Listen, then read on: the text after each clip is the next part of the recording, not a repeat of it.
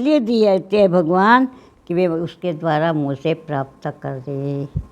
तो भगवान को भी अपने पाने वाले की बहुत इच्छा है कि मुझे पाने वाले भी प्रकट हुए दुनिया में।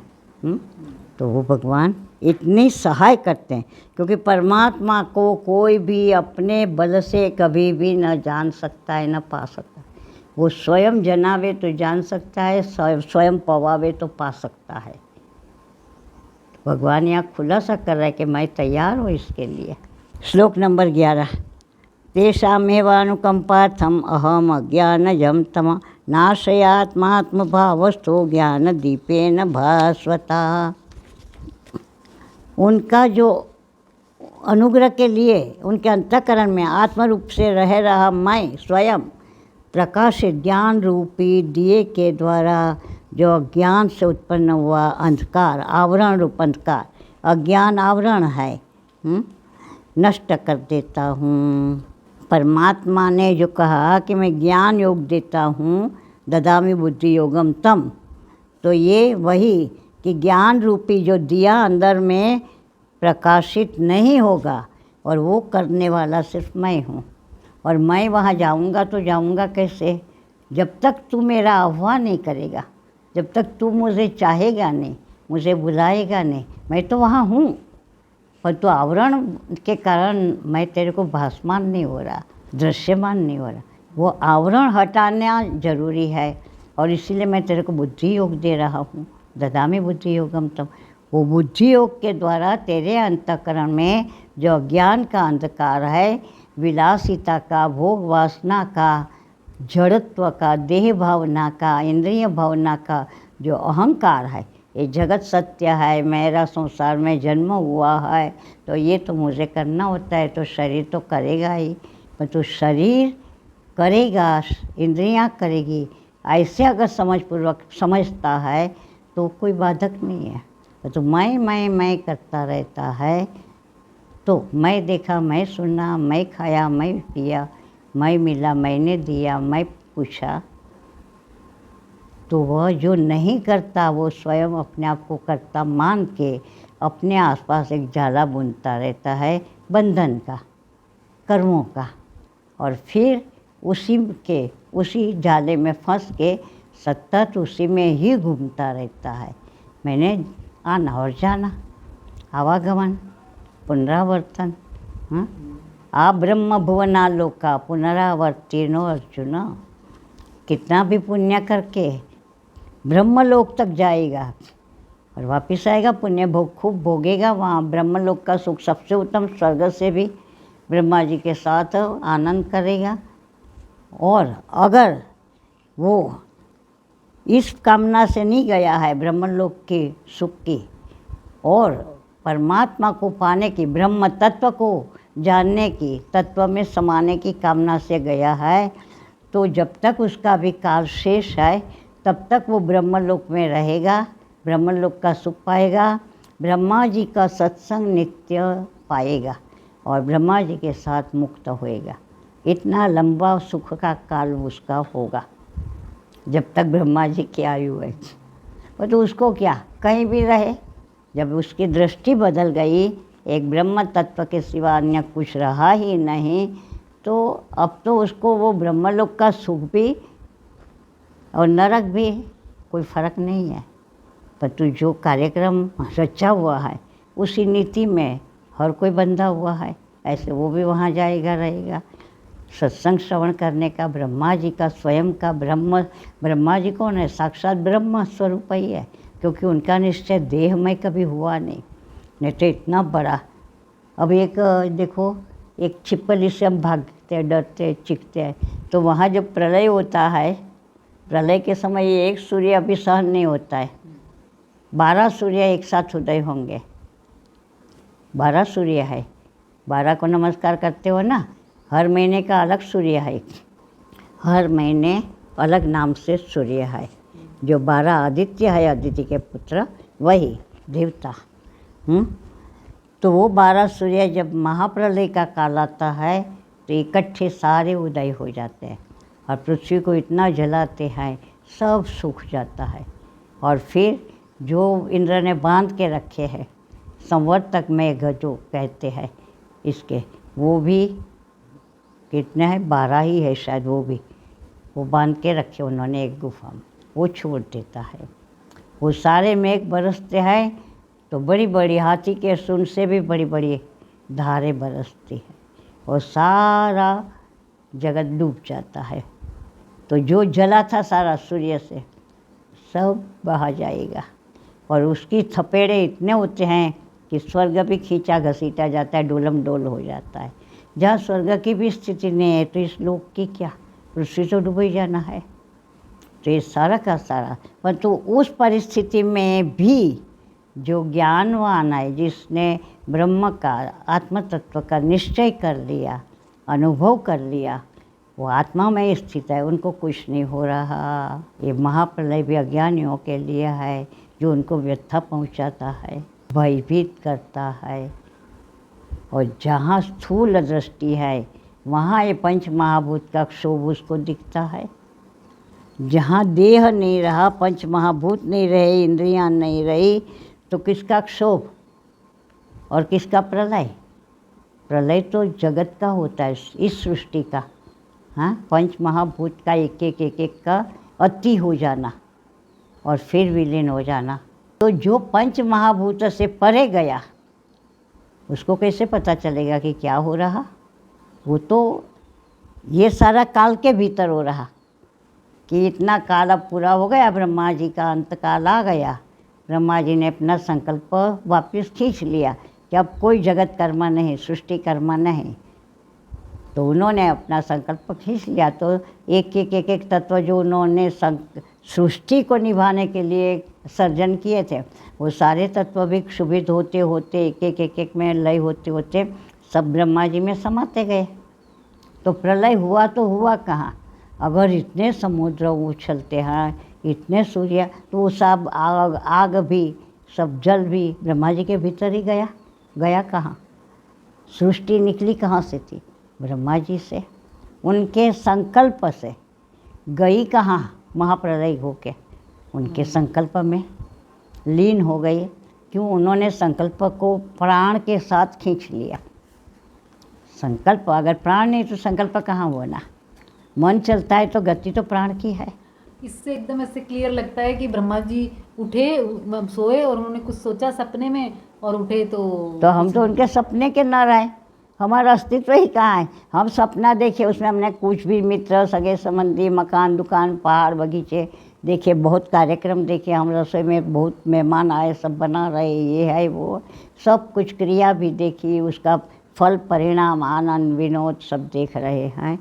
तो क्या आँख खुलने के बाद उसमें से कौन सी वस्तु रही? कुछ नहीं। तो ऐसे ब्रह्मा जी का सपना, 100 साल के ब्रह्मा जी हो जाएंगे, तब अब मैं बूढ़ा हो गया, अब ये सृष्टि कर्म नहीं चाहिए, खींच लिया वापस। तो हम तो डर गए सारे के सारे। महाप्रलय के बाद कोई नहीं रहता। तो ये सारी बात समझने की है कि हमारी सृष्टि को भी हम जब चाहे समेट सकते हैं। भगवान की आज्ञा मेटने की किसी में ताकत नहीं है। वास्तव में सारे तत्व जो है, पृथ्वी से 10 गुना जल है, फिर भी डुबा नहीं सकता। जल से 10 गुना अग्नि है, सुखा नहीं सकता। अग्नि से 10 गुना वायु है, उड़ा के सारी आग नहीं लगा सकता। वायु से 10 गुना आकाश है, आकाश उसको अपने में समा नहीं सकता। खींच लिया, वायु बंद हो गया सबका, नहीं। आकाश में उसका भ्रमण रहता है नित्य, तो आकाश उसको गल नहीं सकता। आकाश उससे 10 गुना होने पर भी निकल जावे आकाश, कहाँ गया वायु पता भी न चले, पर नहीं कर सकता। ऐसी जो आज्ञा, जो उस परम तत्व के इतना भय है सब, कि सूरज नारायण 1 मिनट तो क्या, 1 मिनट का 1000वां भाग आगे पीछे नहीं हो सकता है ना उदय कला में। हर एक के लिए है, एक सूरज नारायण ऐसे नहीं, सारे जो लोकपाल है, वरुण है, इंद्र है, सारे जो है दिशाओं के दिग्गज है। ये दिशाएं सारी यूं ही है, अब आकाश गिर जा सकता है, दिशाएं दब जाएगी, गड़ जाएगी, पाताल में पहुंच जाएगी, हैं तो दिशाएं खड़ी है, चारों दिशाएं, और ऊपर आकाश का चंदोबा है, और उस दिशाओं को धारण करके पकड़ के रखा है, 4 दिग्गज है 4 दिशा के, तो वो भी परमात्मा की व्यवस्था है। ऐसे एक कल्पना है, वो चंदोबा हिल नहीं सकता, दिशा की दीवार डिगमगा नहीं सकती। एक एक बातें सृष्टि की सुनते हैं तब विश्वास होता है कि सब तेरी कल्पना में है, अगर तू न सोचे तो कुछ भी नहीं है। तो इसीलिए मत चित्ता मत गत प्राणा भगवान कहते हैं। और कथयंतश्च, ये सारी बातें भी आप परस्पर करते हैं तो भगवान के गुण रूप लीला रूप कि भगवान की कैसी व्यवस्था है? एक वस्तु अपने आप से हिल नहीं सकती, वो भगवान कैसा होगा? कब पाएंगे उसको, कब देखेंगे? वो कभी हमें स्वीकार के अपने भेटाएंगे, आनंद देंगे, पर वो तो कितना विशाल होगा जो इतनी सृष्टि को संभाल रहा, तो हम कैसे मिल सकते? हम तो इतने अणु मात्र है, जीवात्मा का स्वरूप के अंगुष्ठ प्रमाण जीवात्मा है। शरीर तो उसने अपने आप को बैठने का, एक बसने का, जैसे आप हरिद्वार में आके बसे, फिर बिल्केश्वर कॉलोनी में आके बसे, ऐसे शरीर तो उसका एक राजधानी है, बस रहने के लिए, सुख पाने के लिए मकान है उसका खोजा हुआ या उसको दिया गया हुआ कर्म के हिसाब से, जिस प्रकार से मान लो, क्योंकि वो बाहर रह के तो सब सुख नहीं पा सकता, तो उसको चाहिए, तो इसलिए उसने नेत्र, श्रवण, नासिका, मुँह, रसना, त्वचा, सब सेवक जुटा लिए, 5 प्राणों को जुटा लिए, दिन रात अपनी चौकी फेरी करने के लिए, अपने को कहीं ले जाने लिवाने के लिए पैर, कुछ काम करने के लिए, लेने देने के लिए, खाने पीने के लिए हाथ, सब उसने जुटा लिया सामान। नौकर बसाती है, पूरी राजधानी संभालनी है, तो चाहिए एक समुदाय, पूरा एक संघात तैयार हो गया। तो इस प्रकार से वो भी परमात्मा की लीला, परमात्मा की सामर्थ्य, परमात्मा का योग ऐश्वर्य, परमात्मा की प्रभुता, और फिर भी कितने सरल, कितने सीधे, कितने प्रेममय, हाँ। गति भरता प्रभु साक्षी, निवास शरणम सुहृद, वो हमारे लिए क्या क्या नहीं है। हम जो चाहे, मकान चाहे तो वो स्वयं ही है, वो कहते तू मुझ में ही निवास कर भाई, और जाएगा तो जाएगा कहाँ, क्योंकि मेरे से बाहर तो कुछ है ही नहीं। और तू किसको पाना, क्या कहाँ पहुँचना चाहता है? गति तो सबकी मैं ही हूँ, और तू क्यों भरण पोषण की चिंता करता है, नौकरी नहीं मिलती करके रोता है? अरे भरता तो मैं हूँ सबका, भरण पोषण तो मेरे से हो रहा। एक बार मेरे चरणों में मत्था तो टेक, एक बार आर्त भाव से मुझे पुकार के तो देख, एक बार 2 आंसू बहा के मुहरे के लिए रो के तो देख। मैं न कहूँ, न करूँ, न पहुँचूँ, न पहुँचाऊँ, जो तेरी ज़रूरत है वो न तेरे को पवाऊँ, तो मत मानना मुझे, पर करके तो देख। इसलिए कितनी कितनी बातें कहते हैं, एक एक बात जब याद आती है तो होता है कि हमें करना ही क्या बचा है, और फिर भी हम परेशान हैं। तो इसीलिए मत चित्ता, क्योंकि ये चित्त संसार के बारे में, भगवान के बारे में सोच नहीं पाएगा, तो हमें जिसके बारे में सोचना है उसको दे दो, तू संभाल तेरा चित्त, मैं अब सिर नहीं फोड़ूंगा। जब उसका हो गया तो सब खुलासा मिल जाएगा।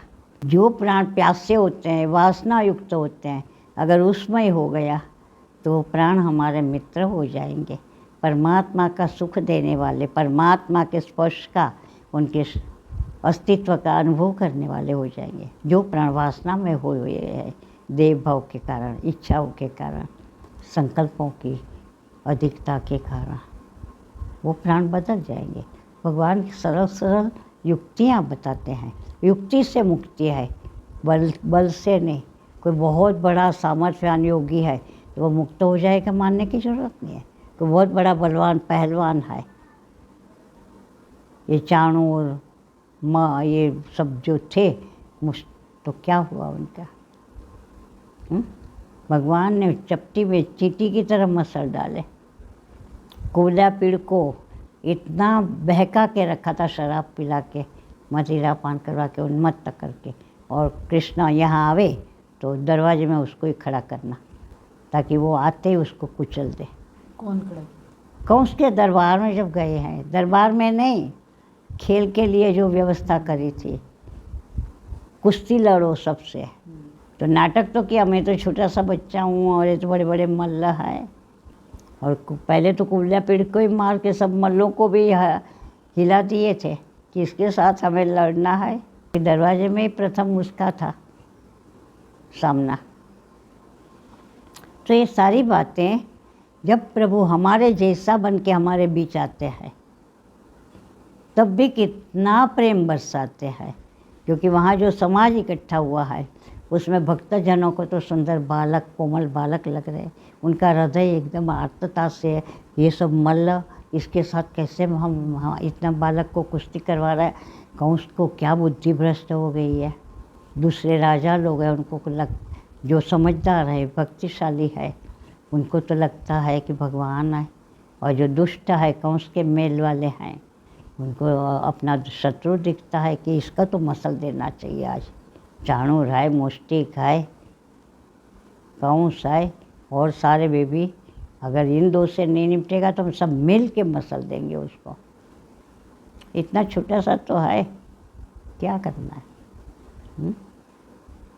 तो ये सारी बातें हमारे सामने पूरा हम नहीं समझ सकते उस तत्व के हिसाब से, वेदों के माध्यम से, श्रुतियों के माध्यम से, तो भगवान हमारे बीच, हमारे में से एक बन के आ गए कि लो अब तुम अपने मन की पूरी करो। तो इसीलिए ये भगवान के विग्रह, मंदिर, संत, सेवा, पूजा, अर्चना, आरती, भजन, कीर्तन, नृत्य, ऐसे ही नाचना नहीं, रहा न जाए और नाचना, भगवान नचावे और नाचना, वो बात और होती है। तो ये सारी बातें कथयंतश्च माम नित्यम, मेरी ही इस प्रकार से लीलाओं के साथ राजी होते हैं, संतोष प्राप्त होते हैं कि आज तो अच्छा हुआ, भगवत चर्चा बड़ी सुंदर सुनने को मिली हमें। फलां संत ने बहुत अच्छी तरह से बाल लीलाओं का वर्णन किया, कितनी मधुर मधुर बातें कर रहे थे। ऐसे मन में होता है जब भागवत कहीं सुनते हैं तो ये तो भगवान पर विश्वास रखना चाहिए कि हमारे हृदय में जो अंधकार जन्म जन्मांतरों का वासनाओं के कारण है, उसको दूर भगवान स्वयं ही प्रकाश बन के, दीपक बन के हमारे अंतःकरण में प्रकाश फैलाते हैं। अंतःकरण में प्रकाश फैलाने का अर्थ हुआ भगवत ज्ञान होना। अपने आप अपने अंतःकरण में ये शास्त्र समझ में आना शुरू होगा, भगवत लीलाओं में, भगवत कथाओं में आनंद आना शुरू होगा, क्योंकि वहाँ भगवान ने उजाला फैलाया है। तो उजाला वहाँ भगवान का है, उसमें हमें, उस प्रकाश में हमें आनंद की वृत्ति जागृत होती है, कथा वार्ताओं में, गुणों में, कीर्तन में। नहीं तो हम और चीज़ों में आनंद मानते थे, इसमें हमें निरसता लगती थी। हम देखते थे कईयों को इतना सुंदर बाल लीला का वर्णन कर रहे, जन्मोत्सव मना रहे पहले, और कोई वहीं बैठ के आराम से सो रहा, उसको रस ही नहीं आता था उसमें। अरे अगला मान लो इतना रसिक न भी हो, परंतु जो सुखदेव जी ने वर्णन किया है वो तो पूरा रस से भरा हुआ है। पढ़ो तो सही, तब पता चले। ओरिजिनल ग्रंथ ही पढ़ना चाहिए ज़्यादातर। पूरा यशोदा जी का जो विरह का वर्णन है, ऐसे वो जब वो मथुरा गए हैं, गोपियों का तो है ही, पर तो यशोदा जी तो कई कई दिन तक हर समय हर आहट पे कृष्णा आ गया, कृष्णा आ गया। कान्हा कहाँ आया? कान्हा आया नहीं गऊओं को लेके, अभी आ गया, मैं आरती करूँ उसकी। सारा समय, अरे फला गऊ का दूध आया कि नहीं, अभी कान्हा उठा होगा सुबह, उसको वही दूध चाहिए, वही गऊ का चाहिए। सखियों को आवाज़ें देगी, नंद बाबा को पूछती रहेगी। तो वो जो विरह का वर्णन सुखदेव जी ने किया है यशोदा में, जैसे अभी ये रामायण पढ़ते हैं तो पूरा भरत चरित्र जो वनवास गमन के बाद पूरे समाज का एक एक व्यक्ति का जो वर्णन किया है, वो इतना वैराग्य का वर्णन है उसमें, बहुत लंबा है पूरा। जब से भरत आया तब से जो शुरू होता है वहीं, पहले तो अयोध्या में ही सब मिलते हैं करते हैं, वहीं से जो भरत की वाणी शुरू होती है कि आप सब ने मिलके, एक तो इतना माँ ने कलंक का टीका दिया, अब आप सब मिलके मुझे राज्य का टीका देने को कह रहे, मैं क्या कहूँ मेरे भाग्य के, ये शब्द निकाले उसने। आप तो प्रेम बस अपना काम सराहना चाहते हो कि आपका राज्य की रक्षा, मेरा किसी को सोच विचार नहीं कि मेरे ऊपर क्या बीत रही है। मेरे कारण, मेरी वजह से राम गए वन में और मेरे को आप राज्याभिषेक के लिए कह रहे हो, मैं तो शर्म से गड़ा जा रहा हूँ। तो ये सारी वहाँ से जो शुरू होता है, तो जब तक वो लौटेंगे तब तक मैं बहुत पूरा लंबा प्रकरण अयोध्या का